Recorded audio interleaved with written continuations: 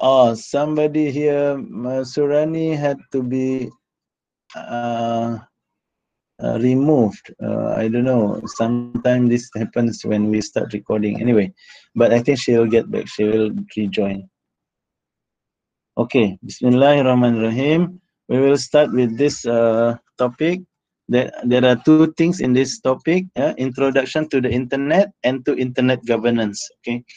Uh, Actually, the first one, it's not very difficult to start with because all of us, we are already living in the internet, isn't it? We are living in the internet and we are living with the internet, and we are surviving by the internet.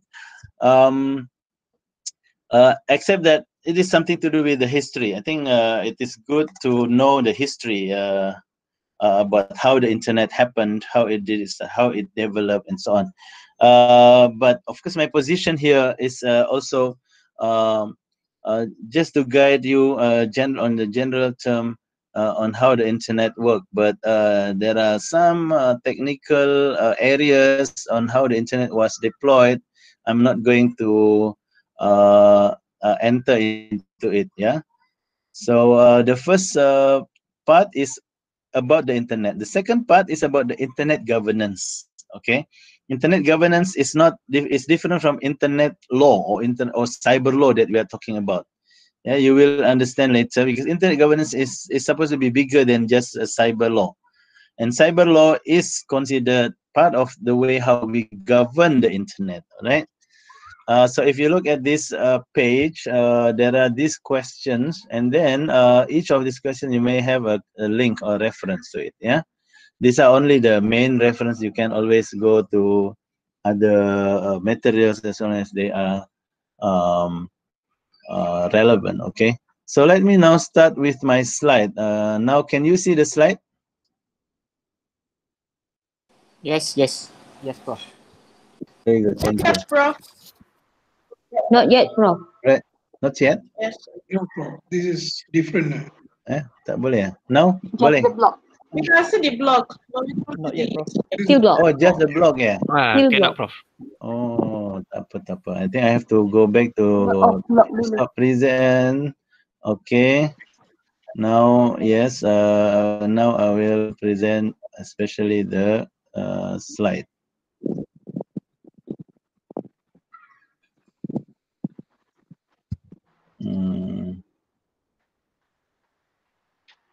Interestingly, I don't see my slide here. Present no, your window entire screen window. Okay. Okay, you shall be seeing it now. Can you see it now? Thank you. Yes, yes. Yes, Okay. Prof. Yes. Clear.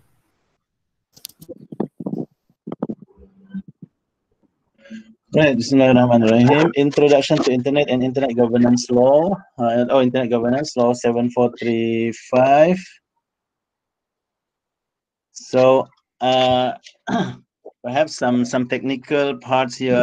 I'm not going to touch very specifically. Okay, but we will just see how much we can cover.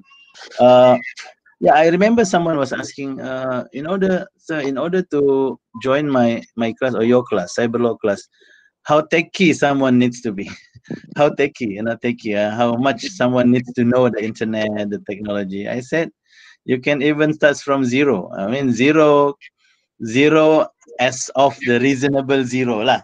I mean, zero like us, like all of us, we are not so much into technology. I said there's no issue.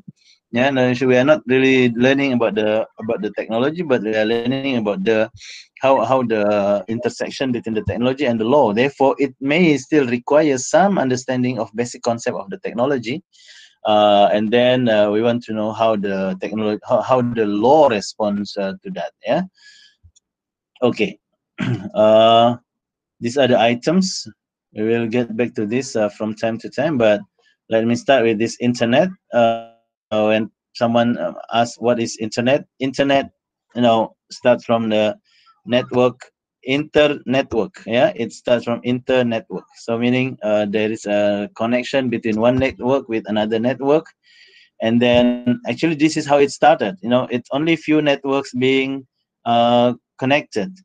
and each networks represents one institution who is who has this computer network, connects with another institution with their own with its own computer network, and then with another one, and then with another one, created a network of few internet or computer networks. Then it becomes internetwork, and then people cut the word work at the end, so it become internet. Yeah.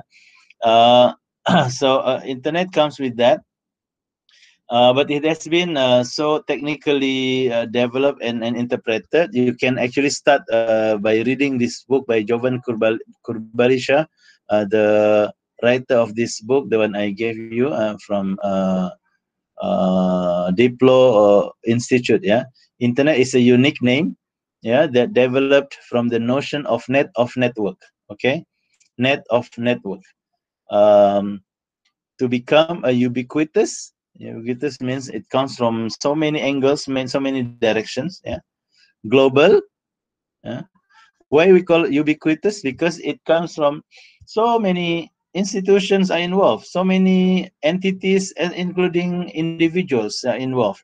Countries, governments, non-government, yeah, non-governmental organizations, international organizations, each has their own computer network, and it links and interlinks to one another. Yeah, that's how internet. So if you have, for example, 10, so each one will go to each 9, and the other second also go to the other 9, so it becomes like so much like web. That's why I call it web. Yeah. And imagine how many computers we have in the world. Yeah.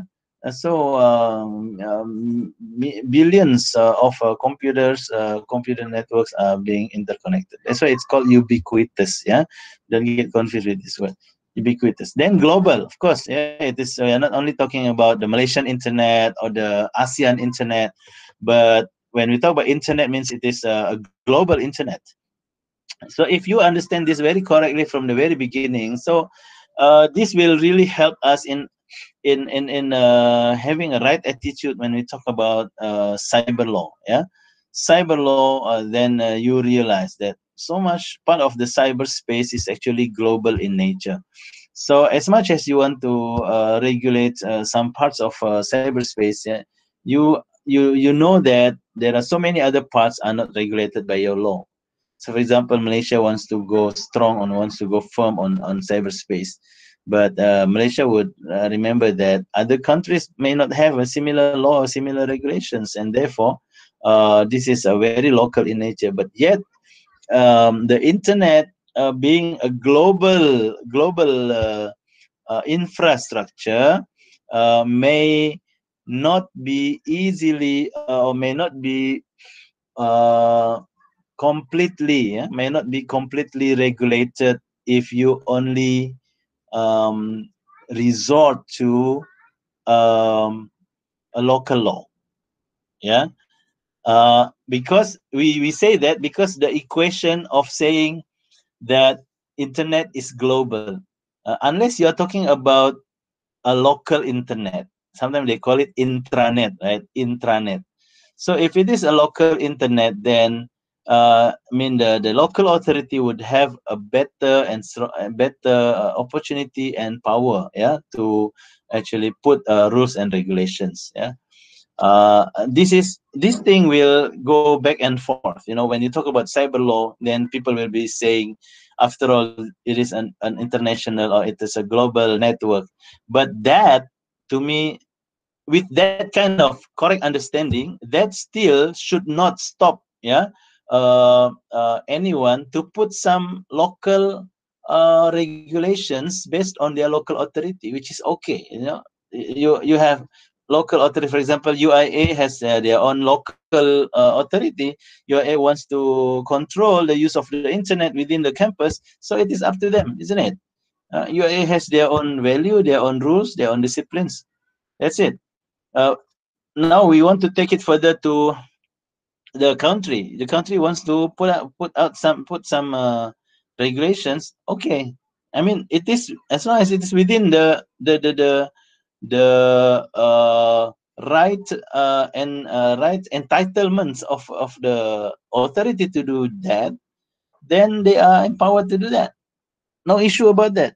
However, with the understanding that internet is indeed a global, network, you know that one way or another, something can be, something can happen, as in contrary to the expectation.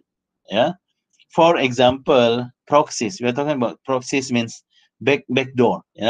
People. For example, Malaysia has put up some regulations that in internet users in Malaysia may not be able to access certain things, but yet there is always a way for some people to go through backdoor and get the access to that content through the connection outside the country. So this is all made possible. This is all made possible, of course, not legally, but yeah, though it may not be totally illegal to do that, because it is technically possible for some people to actually use proxies.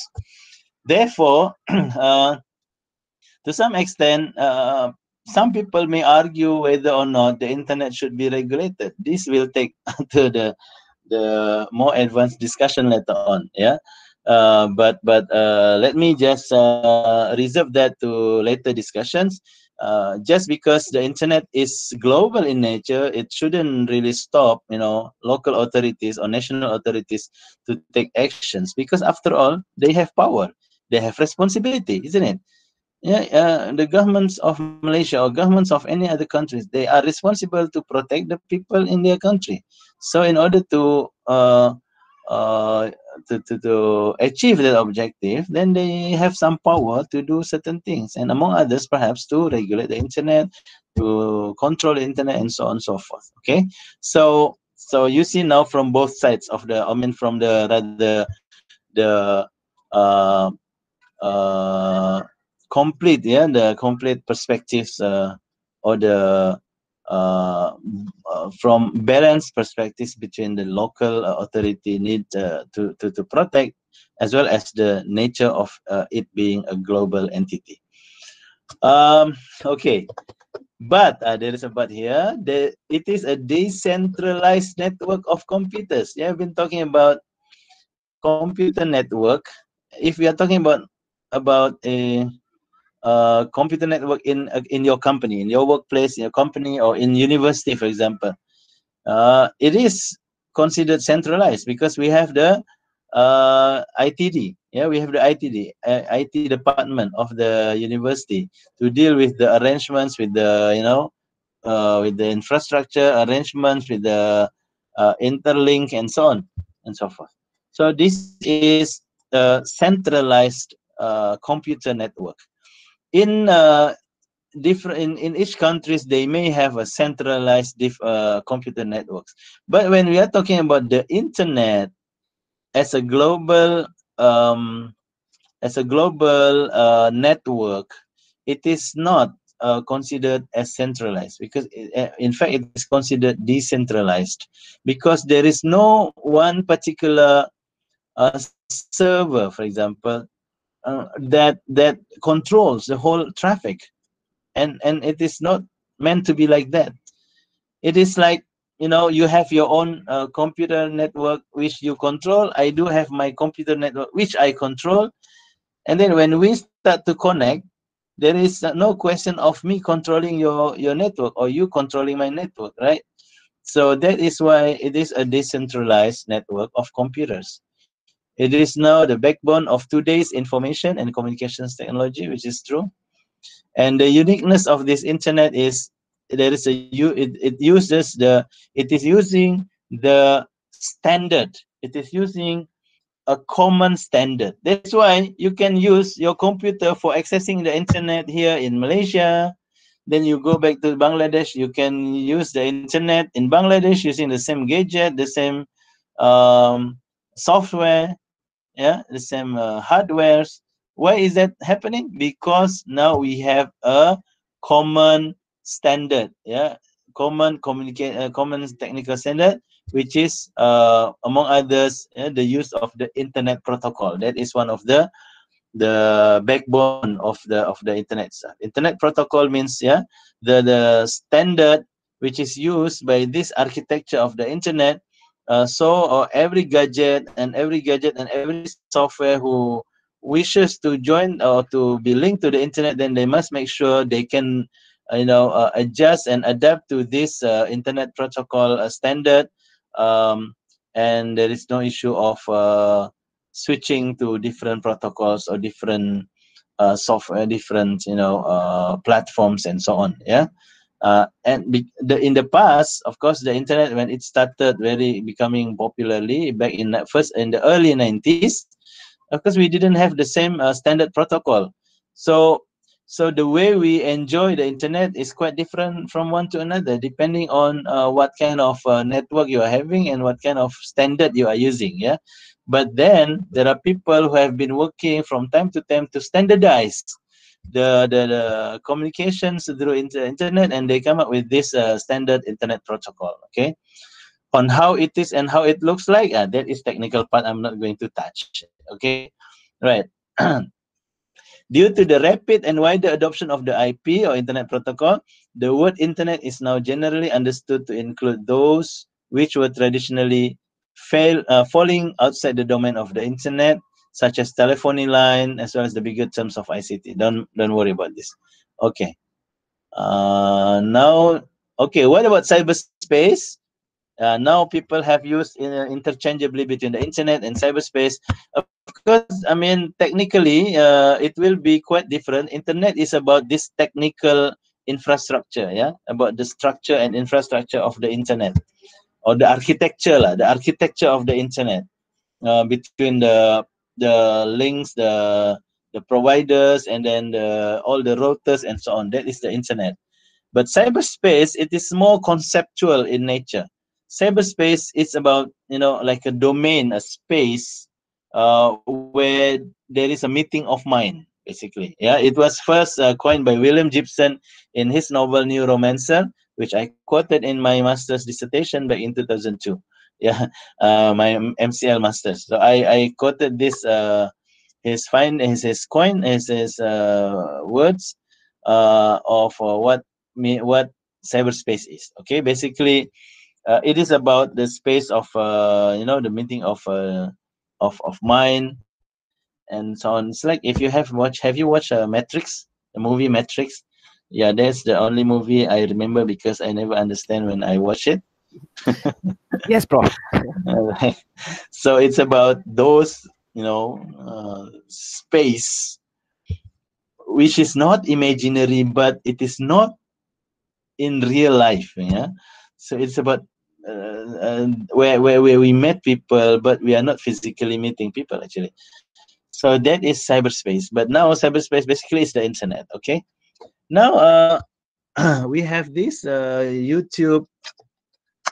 If you go to YouTube, right, there are so many links that will tell you what is the internet or the history of the internet. I have one among the latest one I just highlighted here, from 2020. It was highlighted one video. We may want to see it. So can you see it now? Is it out? Not yet. No, Prof. Not yet, not yet. Not yet. Okay, I now I have to switch back the presentation.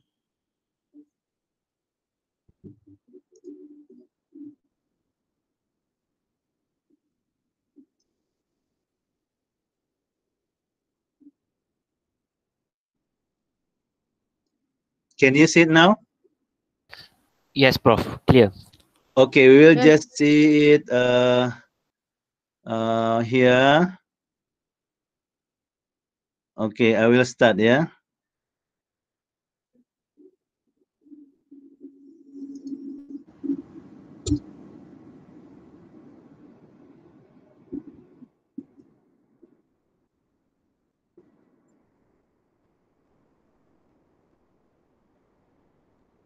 Never mind. Let me just stop here first. Before the internet became a worldwide network, it existed as an intranet. between University of Utah and 3 research centers in California. Okay, you guys are following, yeah? Okay, then this intranet project was called ARPANET, because it is commissioned by the Advanced Research Projects Agency of the United States, yeah, ARPA. Okay, ARPANET. As a means of testing the newly developed packet switching data communications and developing a more practical use for expensive computing equipment. Because in the past, of course, computer is very expensive, but it can do something very good, yeah, very, important. So these people with this project, they try to make this sorry. They try to make this communication project by developing data communications tools. Basically, they communicate the data, and in order for this data to be read or to be understood by the recipient. Okay. So by 1973, ARPANET was internationally, yeah, established. Okay, it should be played here.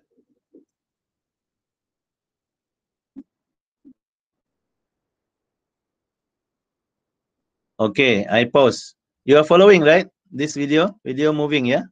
Yes, sir. Yes, Prof. Okay. By 1973, ARPANET was internationally linked to Norway and England, as well as an increasing number of nodes within the United States.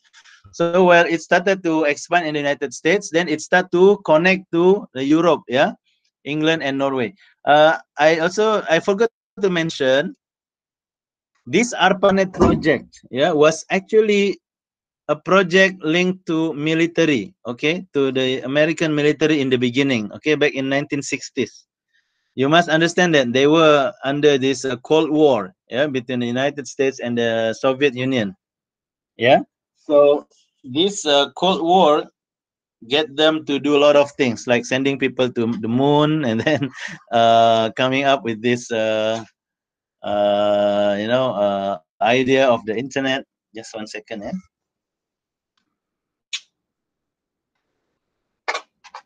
And then that's why Americans, they connect with their allies in Europe. Okay, so internet is very much related historically to the military. Okay, because of this.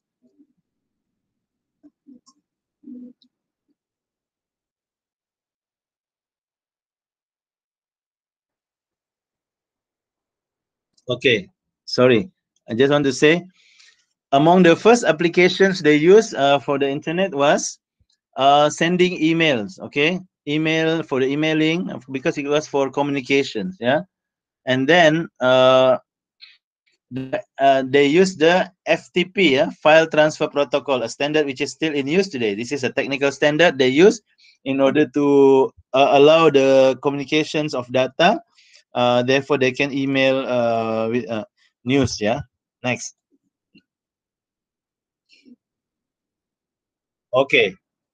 By 1982, by the time it entered its second decade, ARPANET expanded to about 100 nodes. Nodes is unit, yeah, apa? The one yeah, node. What else I could say? Node is, yeah, one place to another. So we have about 100 nodes interlinked, yeah. And then and then an online community began to take shape. What happened was, even though it started as a military project, but then it was becoming very popular among universities for the purpose of research.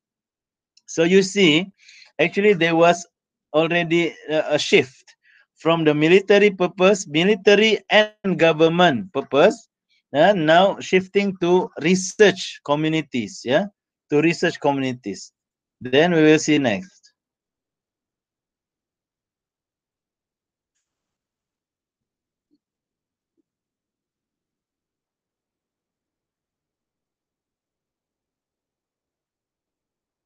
Okay. They started to create the standard. This is all technical people, yeah, doing the backbone of the internet. So if you, of course, most of us in Malaysia, Indonesia, and this region, we know, especially internet, only late 90s, right? 95, 96, 97. I remember, I know about some of you may still be a kid, yeah, or an infant. But I remember being a student back in 95, that was the first time I heard about the internet. And of course, what is the internet? People talk about email. Now you can send a post, you can send a mail to your family back in Jakarta, in a matter of few minutes. They said, oh, I was so amazed. Why is that? Because all this while, back then, I was sending my mail by post, that it will reach my family only in 7 days. Except if I use the, what do you call it, registered post. But in normal post, no, registered post is 7 in 1 week or two. Yeah, but normal post it may go up to 1 month, and it was between Kuala Lumpur and Jakarta. No other place. Just between the two capitals. So if you can imagine, I sent today, and my parent will only receive the letter after 1 month, because that's the most the one I use, normally the cheapest one.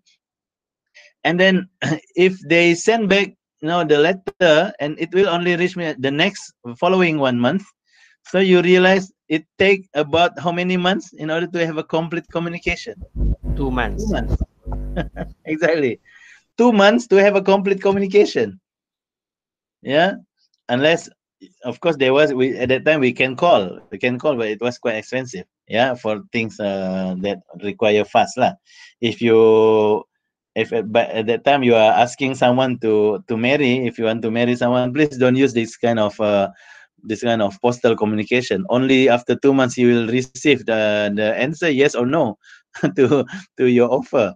It will be like too long. Yeah? It's a super long, before you receive the answer, and the person already, she said yes to you, but after 1 month there is no, 2 months after, if you want to send back, then she chose another person. Too bad. So I'm saying like that. Yes, the internet was so much about, communications, and when we understand that it can help us in communicating much faster, of course we were very amazed.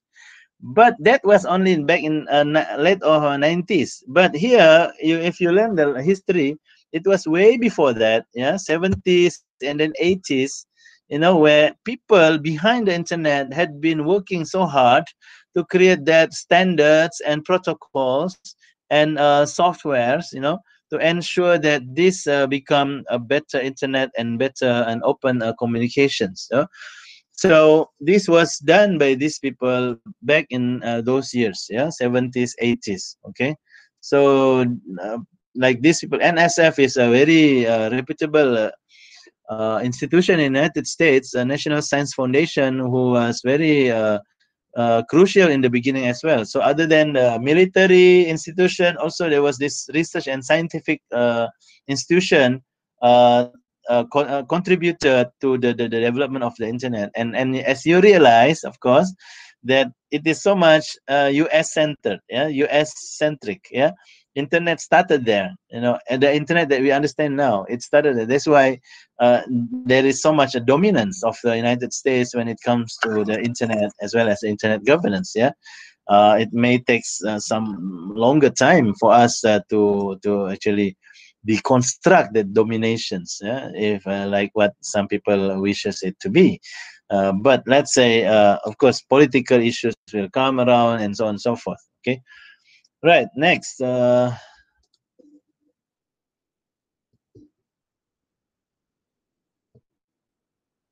Okay, as you see now, in 80s or late 80s, then the internet was more adopted or taken used by universities, yeah, to use it for a variety of academic purposes, for communications, for communicating about the research, for research purpose itself, and so on and so forth.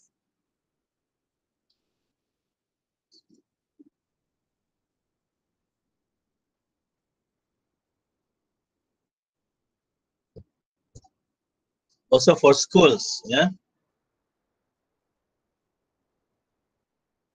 Okay, by 92, there were over 6,000 networks connected to the NSF net, a third of which are located outside the United States. So you see, 2/3 are still in the United States, 1/3 outside United States. Basically, other countries start to come up to catch up as well as to connect. Yeah, they started to connect.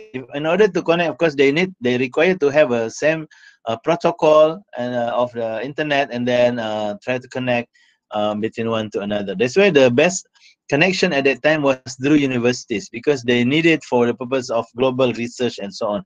If you remain, the use of the internet remain at the domain of military and government, you can imagine, yeah, that it will not become as global as today, isn't it? Because if it remains as a military tool or purpose, then it will only be used by the allies, yeah, by the allies. United States will never share it with Soviet Union, for example, or to with China, for example. I mean, politically, of course, it is quite unthinkable. But because the internet started, or developed through this research and universities, and therefore it became more globalized.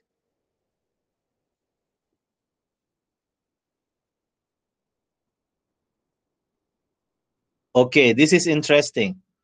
Starting the mid 90s, people start to talk about commercializing the internet. Yeah, commercializing the internet. As you realize, all this while before I mention about this, internet was not really for business. Internet was not for commerce. Commercial part only came quite late, which is in the 90s, after people seeing like it is a big market, it is a good place to actually market things as well as for selling and so on. A number of for-profit companies began increasing, setting the foundation for the eventual commercialization of the internet that followed. And you will see, starting 90s, then we see the domain names coming up as a brand, people offering this and that and so on. The internet becomes commercialized.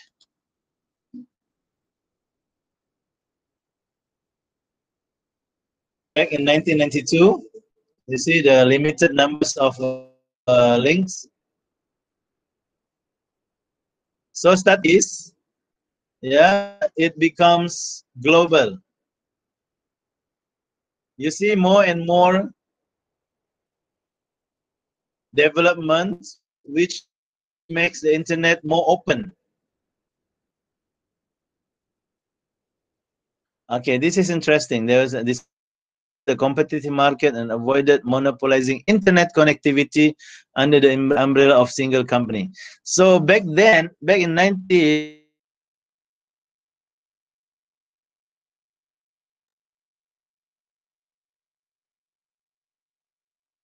globalized, those countries which started the internet.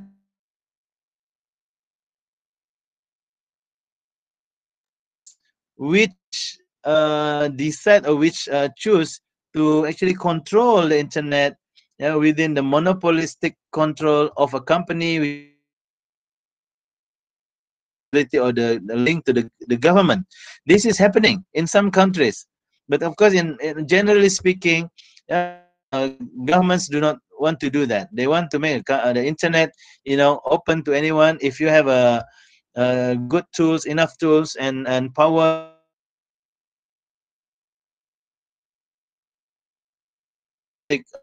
rules to provide access to the internet.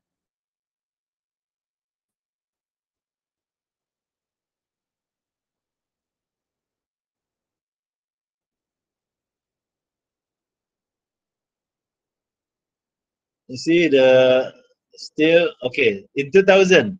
Okay, he now started the word 2000. The internet spreads like wildfire. Well, meaning it spread throughout the world. But I must tell you, of course, this is not only starting in 2000, because everything actually started back in 90s. Yeah, where it becomes already a global and so on. And not only that, because back in early 90s, they they actually invented this World Wide Web. www. Okay, the domain name that you have there, www, it is not there for no reason. Okay, it is actually indicating the platform. The platform is World Wide Web. World Wide Web is actually the platform, technical architecture on which the internet now resides. In the past, before 90s, there was no World Wide Web. Yeah, they use different protocols, different platforms. Now, because of the World Wide Web, all the internet becomes more globalized and become united because of this platform. It is a technical platform, and the person who invented World Wide Web is by name Sir Tim Berners-Lee. Tim Berners-Lee, TBL. I quoted his article in this blog. Yeah, I quoted his article for this first chapter. So he is the one who invented World Wide Web. Yeah, all right.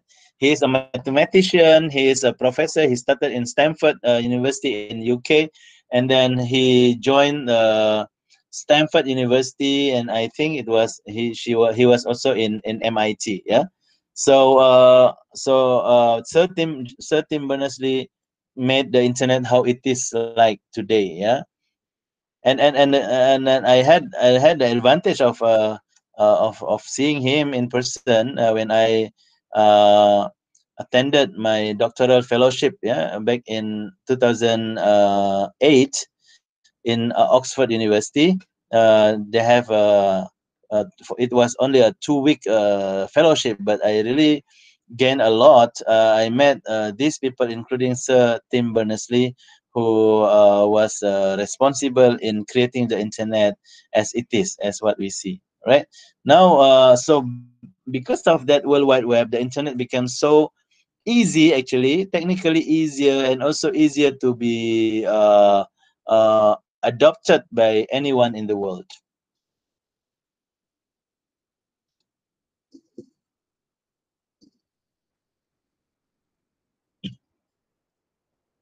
Okay.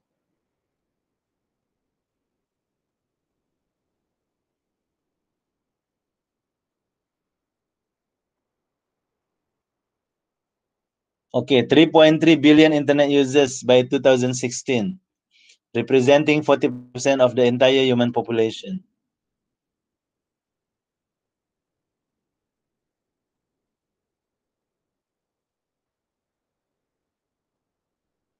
Okay, before 2012, okay, this is when fixed broadband as well as wireless started to be used. But if you, I don't know if you have ever experienced, maybe Officer Sundar now, or that means Madam Surani, know how it was.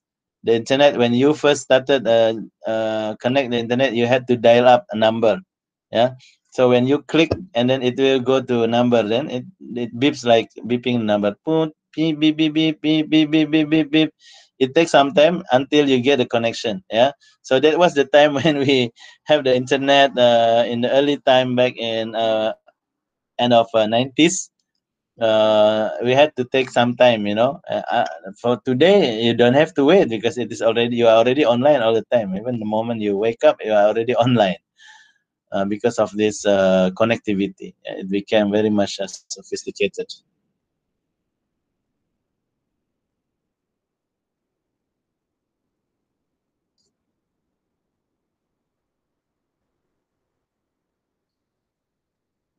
Okay, now of course we are witnessing also mobile devices because of the advancement of the mobile technologies, and it makes you connected almost all the time.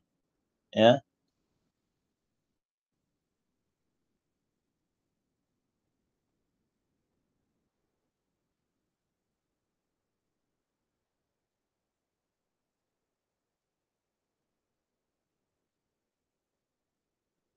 Yes, this is important. Yeah, many developing nations, many developing nations began bypassing the construction of a fixed internet structure, moving directly to the wireless network. So these are the countries which did not go through the hardship of the past.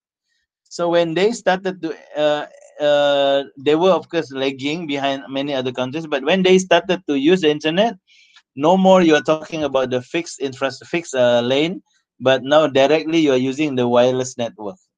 So they never know how hard it was. Yeah, they never know. Just like this digital natives today, the people who are born today, they never know how it was, how difficult it was to connect to the internet at that time, how lengthy any the traffic can be, and the communication can be at that time. It is not like so fast today.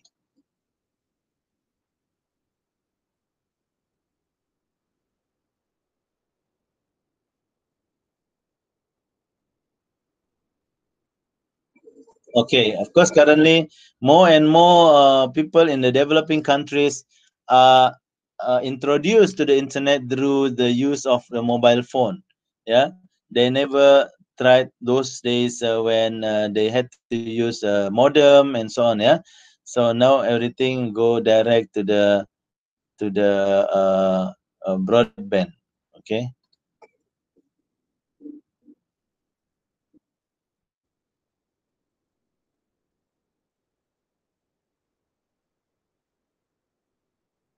Yeah, this one I think by after 2012, 2000 until now, yeah, they are talking about how fast the internet now develops. Yeah, using a broadband, the bandwidth become so intensified. From first generation to second generation to 3G to 4G, and people are now talking about 5G. Yeah, meaning each generation, of course, there is a leap in the way how the technology is capable to fasten the communications. Yeah. Well, according to the Wikipedia, the fastest internet in the world is South Korea with 26.7 megabyte per second, followed by Sweden, Norway, Japan, and Netherlands. Okay.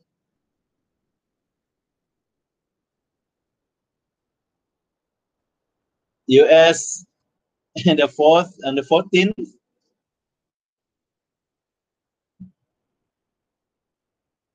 Okay. The internet protocol keeps on growing. Now we have the version 6 of internet protocol, so-called IPv6. Yeah. So don't worry about this. It is like the same internet protocol we are saying, but the version keeps on growing and becomes better and better, and therefore it will make a better communications. Yeah?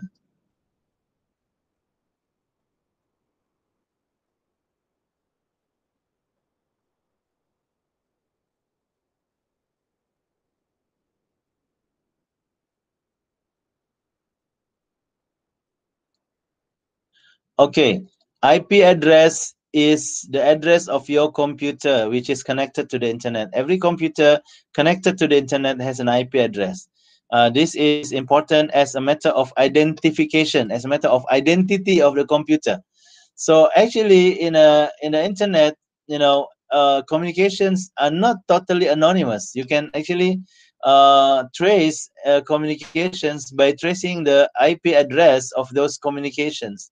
Like for example, email being circulated, or any communication or websites or whatsoever, you know, communications made through the computers, it will carry the internet address with it. So people who are skilled in computer forensics would be able to actually trace, yeah, where these communications comes from. Yeah, because the problem is that if the computer being traced is actually used by many people, for example, computer in public spaces, in airport, in cafe, and so on and so forth. Yeah, this is the same computer but used by so many people. So so it shares the same IP address, but then different people who used it. So in such situation, sometimes some places will require you before you use such internet, then you have to identify yourself, for example, by putting in names, password, or by putting in some identification numbers. Only then the person behind that communication will be known, yeah, will be identifiable.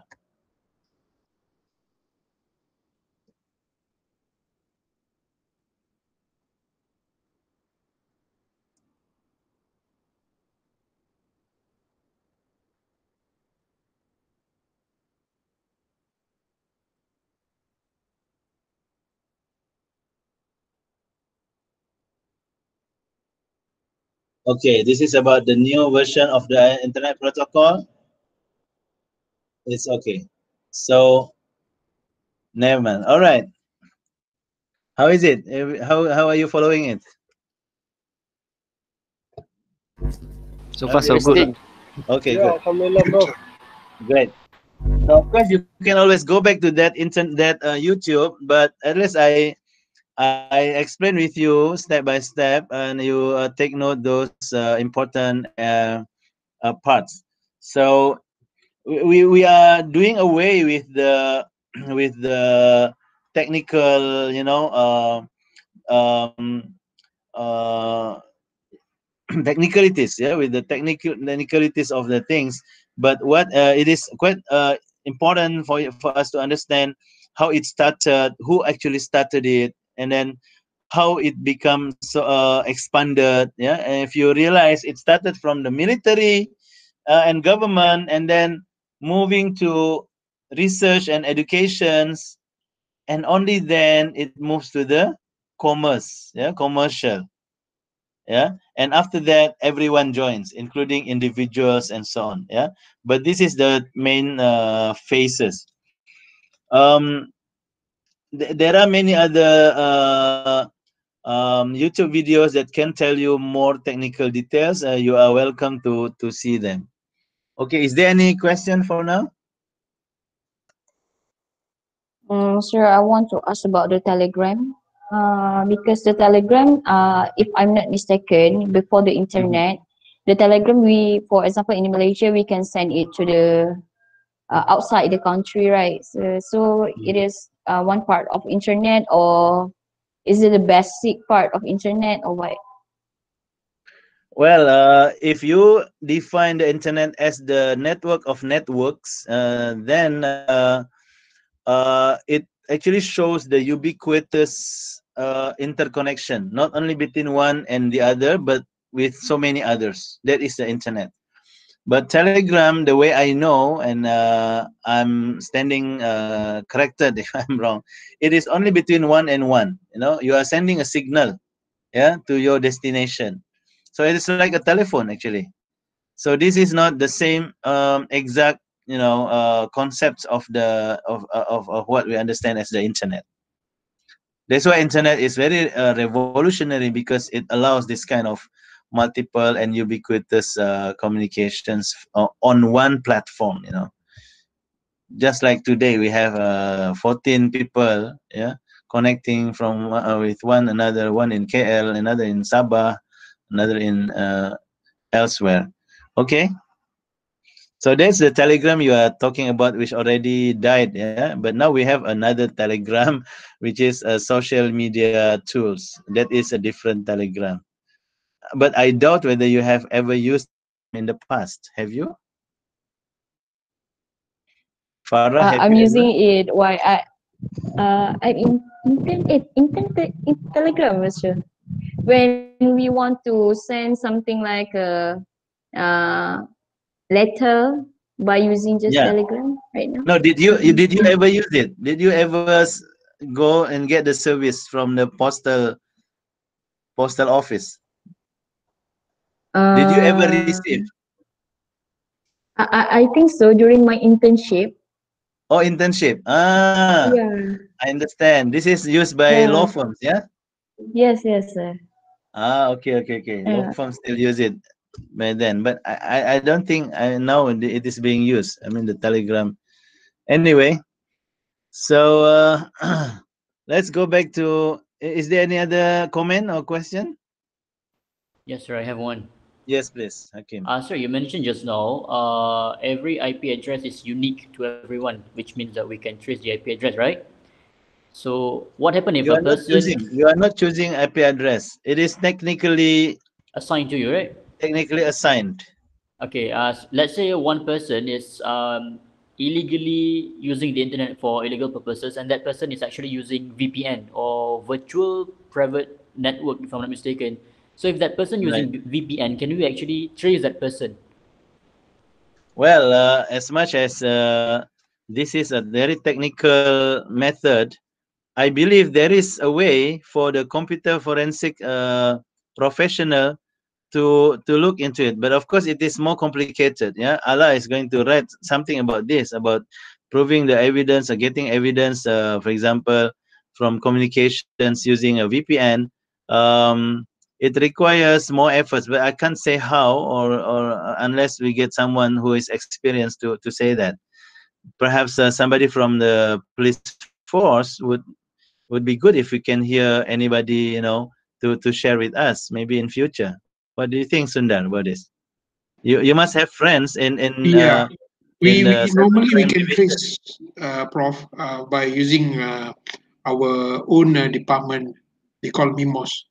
So these Ah, departments will help the police to identify, even though you use virtual, but you're still using connections, internet connection, is it? So MIMOS will be very much helpful. right. Are you referring especially to cybersecurity Malaysia? Yes, Yes, yes, cybersecurity yes, Malaysia. They are very yes. helpful in terms of identifying those who are using internet and VPN also. Great. Thank Thank you. you for sharing. I was Sir, in I'm fact sorry. looking at the possibility of having perhaps somebody professional skill on this to share with us. Maybe in future we will see how it goes. Yeah. Yes, Farah, you said Sir, anything? I stand corrected, sir, because I am actually confused about the facts and the telegrams, sir. I'm used the facts, not the telegram. Okay.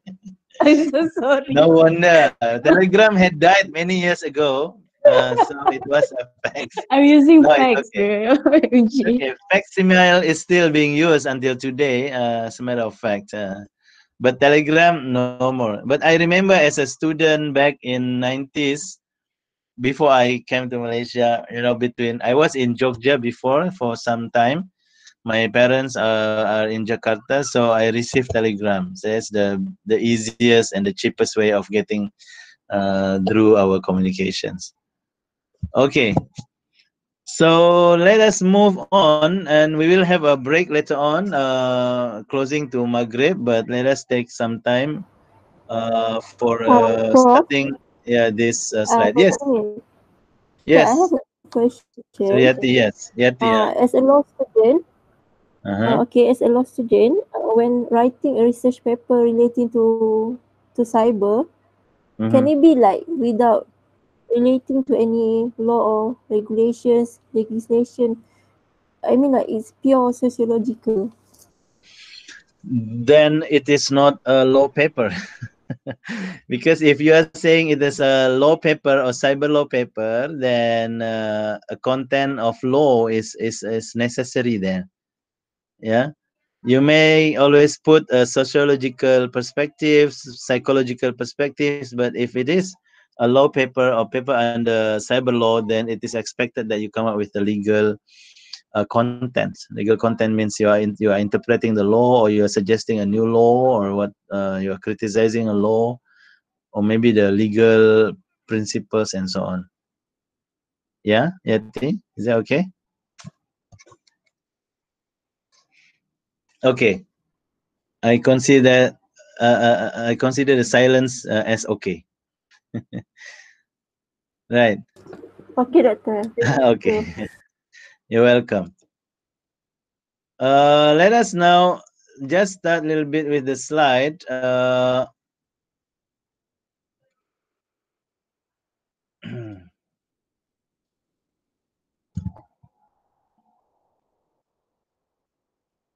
Okay, can you see it again? Yes, Prof. All right. Yes, Prof. Thank you. And now we will browse through these slides. As the word cyberspace, this is where we stopped just now. And then I move. Okay, what do you see here? It is actually what? This is a computer, man. This is a computer. This is the whole server and computer. Sorry, it moves. It is that big, yeah. Computer that time fill up the whole room, yeah. So when you talk about internet, then you are talking about this big computer as a basic infrastructure. Okay, So just to show you how it went back then. Then from this room filling equipment, then the computer had transformed itself to so many forms. I'll just cut short here. Then you see among the first IBM computer, yeah, back in I think early in the 80s. And then we have the personal computer. No, this is the personal computer, and then we have the laptop, BlackBerry. and then last is BlackBerry. No, actually, after BlackBerry, BlackBerry is some 10 years ago, yeah. Then we have now currently more and more mobile phones. So just to show you how fast the development is, and when we talk about the internet, this is the gadget we are talking about, yeah.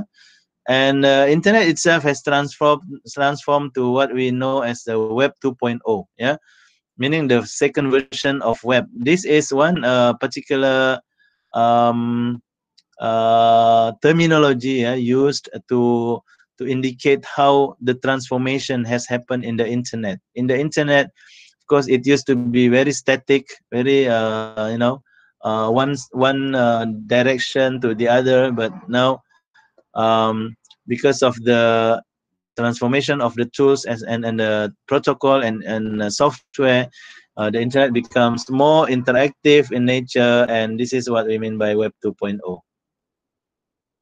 From a huge, expensive, heavy, complicated, difficult, awful, dull, and static towards small, cheap, light, simple, easy, awesome, dynamic, mobile, and interactive computers or computer infrastructures.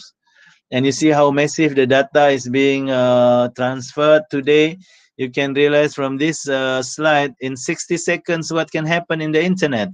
Lots of data actually being exchanged, being transformed, yeah, being communicated. This is only like, this is data of a few years ago, like 4 or 5 years ago. You see, in 1 minute, there were about more than 600 new videos on YouTube being uploaded. Can you imagine that?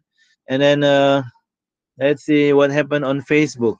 In 1 minute, 500,000 comments are posted on Facebook. 79,000 wall posts on Facebook. Yeah, and people update status up to 695,000 status in 1 minute. This is globally. This is a global estimation of the how people use. And how many emails are sent? 168 million emails are sent in 1 minute. There is not much exaggeration on this. This is quite a real, real, and it is massive. So this is how the internet is becoming now a very huge and massive tools of communications. And of course, how is it now? How is it affecting the law? Of course, it is very much affecting. The more you talk, the more you are possibly making mistake, right? If you just keep silent and you are not sending or you are not sharing things, you are not showing your pictures online, you are not putting status on your Facebook, you are just being silent. The moment you start to talk more, to spread more issues, to share more information, then there is higher chance of people making a mistake or making falling into some mistakes, and therefore laws will come into play in order to make sure the order in the internet. There is always one intended effect and one unintended effect when it comes to the internet. For example, with the increased broadband, of course, it is getting easier to be connected, yeah. But at the same time, people will be misusing the content, yeah, easier, more easily. Then, for example, I put here digitization, because now more and more companies and workplaces, they want to digitize everything, right? They want to digitize, meaning put all the documents into a digital form. What is the benefit of it? Of course, efficiency. Because you want to have a cheaper management of the files, and then you don't need a bigger storeroom. There is the intended effect. However, there is an unintended effect also, because the moment you digitize the data, meaning you are potentially, I think, putting the data in such a platform which may be accessible by others, meaning the challenge of the security is so different. It is so agile to the extent that it is more difficult to actually secure the data in digital format rather than in hard copies or in physical formats. You know, so this all these efficiencies and benefits will always be accompanied by these inefficiencies, by dangers, by risk, and that is life, isn't it?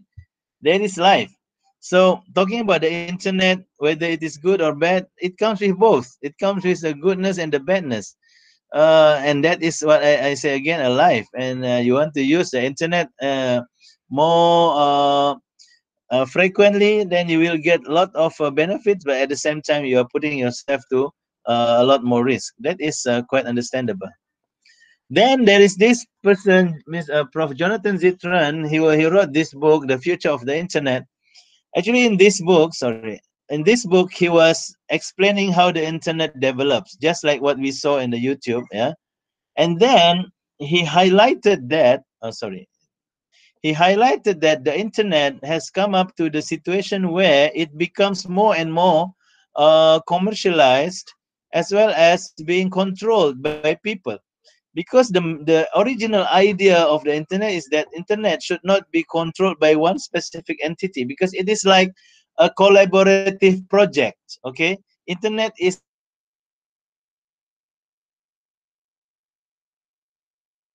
sterile. Yeah, it should not be sterile. Sterile means it is not being intervened by any others, just being controlled by one person. That is sterile way of internet development. But this is not the purpose.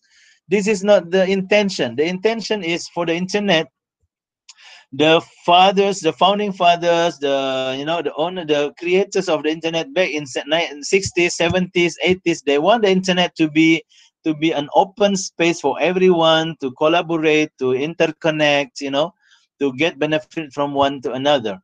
But then in the process, especially from 90s to 2000s and so on, we see more and more tendencies of internet being regulated and being controlled, either technically controlled or legally controlled, or commercially controlled. So this is why Jonathan Zitran was writing in this book, which I gave you the link to. It's a e-book. Yeah, he was arguing that the internet should be let free. Yeah, I mean, the internet should be made the same way how it was intended to be. So he was arguing, among others, that there is a tendency of some countries to make the internet as their own space, as a space for power to control power, to make sure they control people. So he was actually referring to some countries which are not opening up their internet, and instead they are controlling the internet. For example, in this book, he was actually referring, among others, to North Korea. North Korea is the one which does not open up the technological invention freely. Everything will be controlled.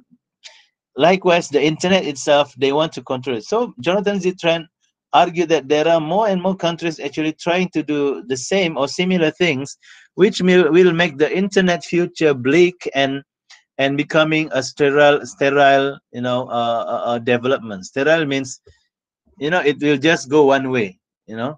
So this is the idea brought by Jonathan Zitran in this book. He argues that internet must be kept the way as it is, and should not be crippled. Yeah, should not be crippled, and should be generative. Generative means it should come up with more and more inventions.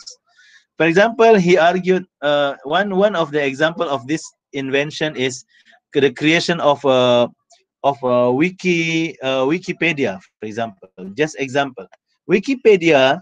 Wikipedia is a huge resource materials there, isn't it?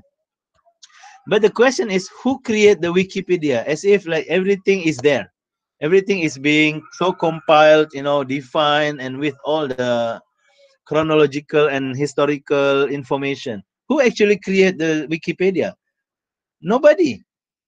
Actually, it is a collaborative effort. It is a collaborative effort by the users of global internet, by the global users of the internet, rather. Yeah.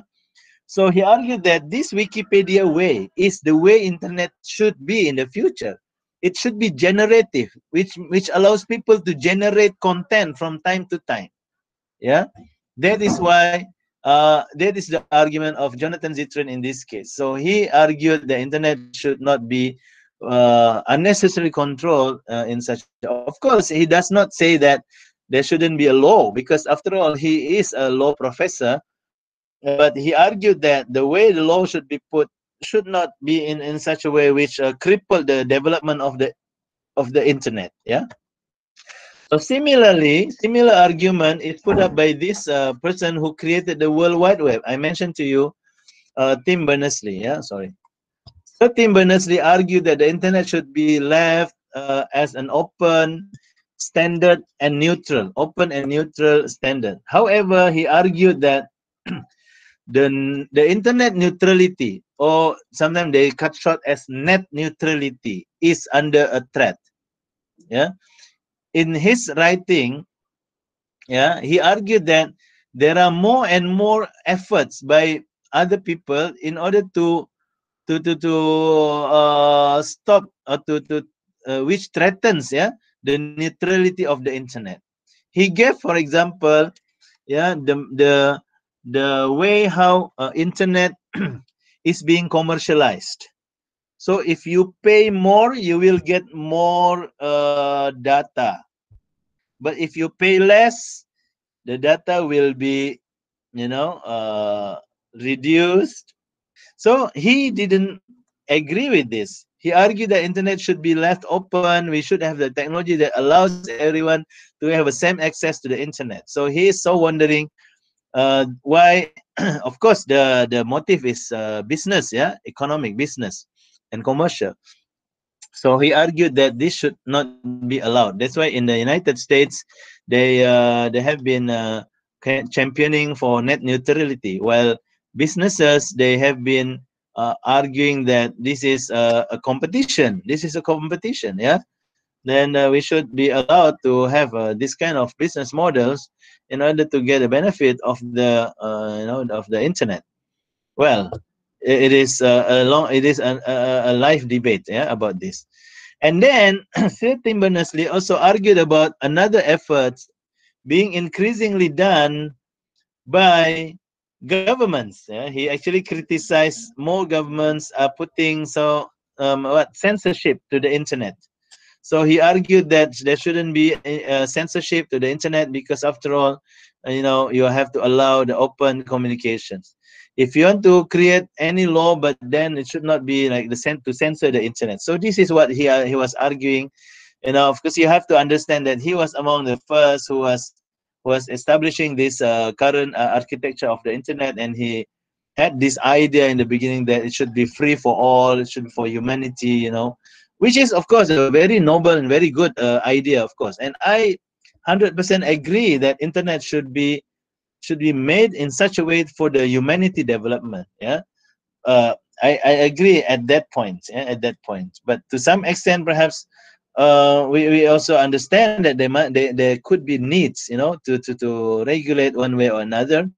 But to some extent, we have to consider how to minimize, yeah, the damaging effect of law and regulations to the internet, because internet has been so much contributing to the humanity as we live now.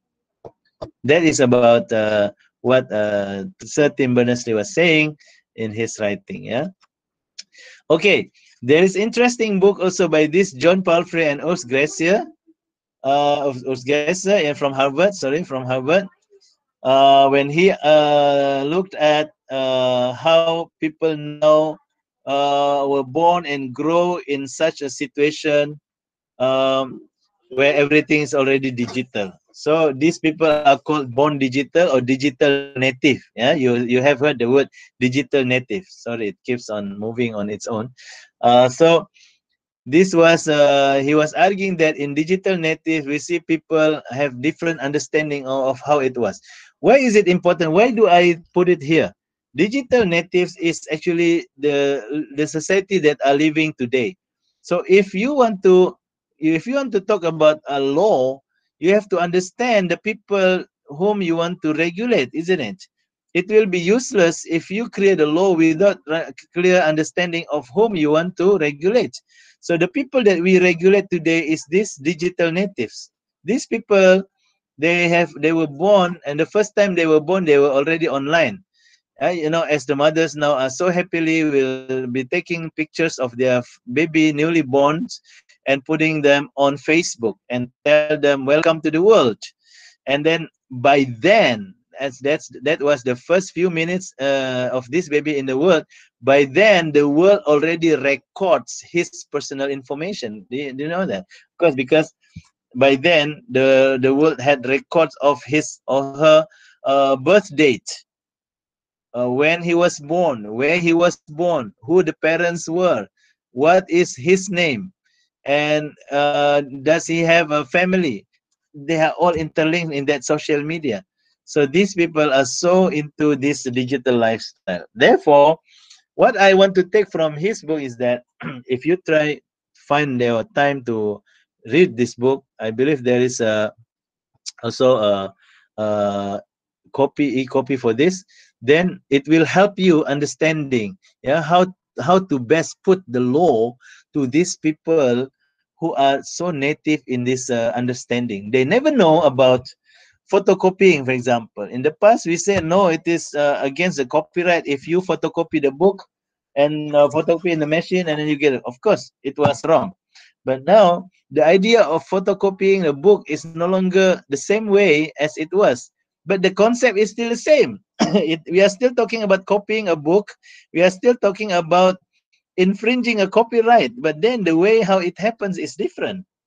So that is really the challenge for us to understand how to put this legal concept in the new challenging circumstances.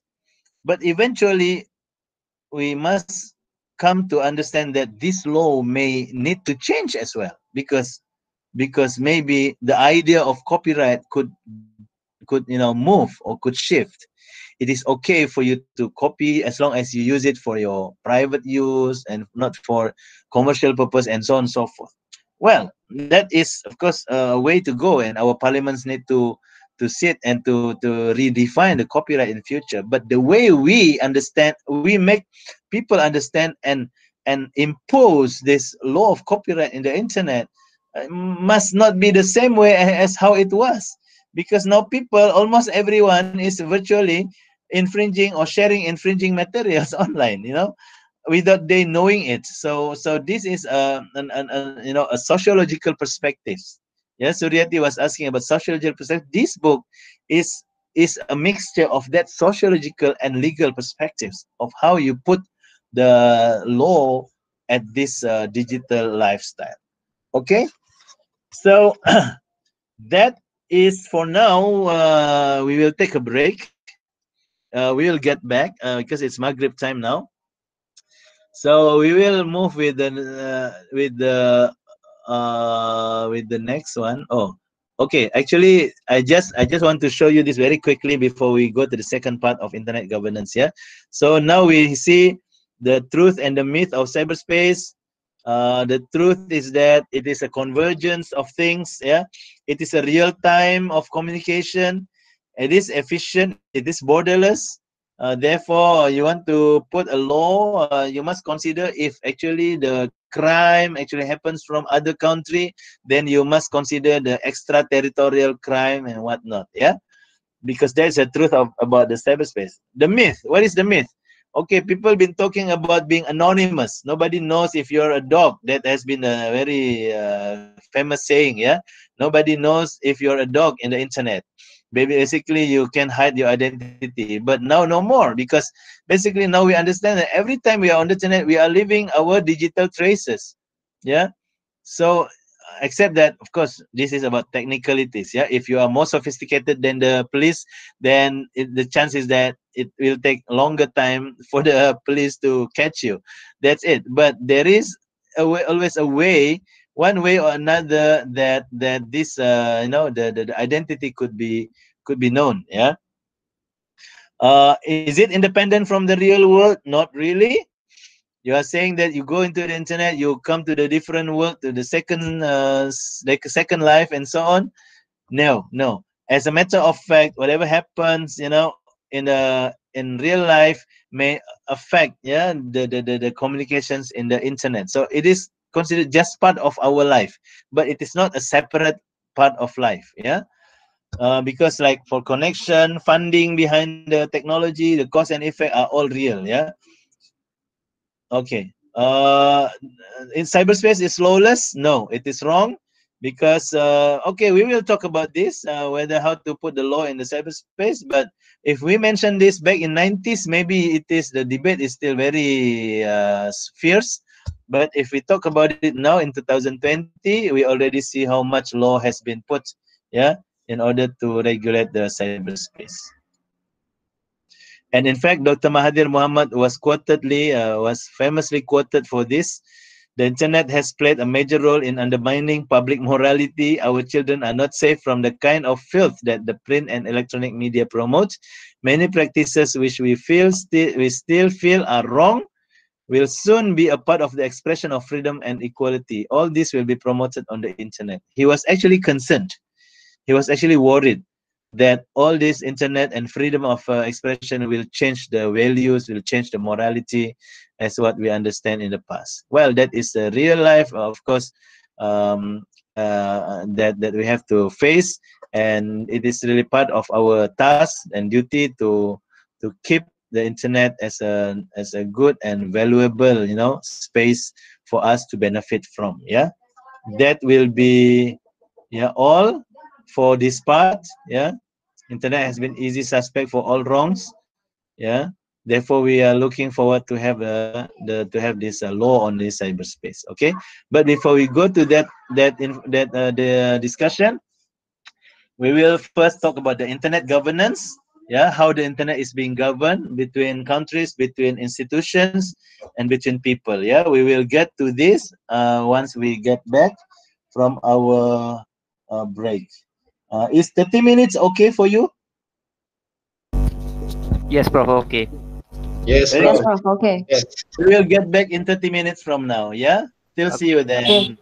Thank you, Prof. Okay. Bye bye. Thank you, Prof. Okay. Assalamualaikum. Assalamualaikum, Prof. Waalaikumsalam warahmatullahi.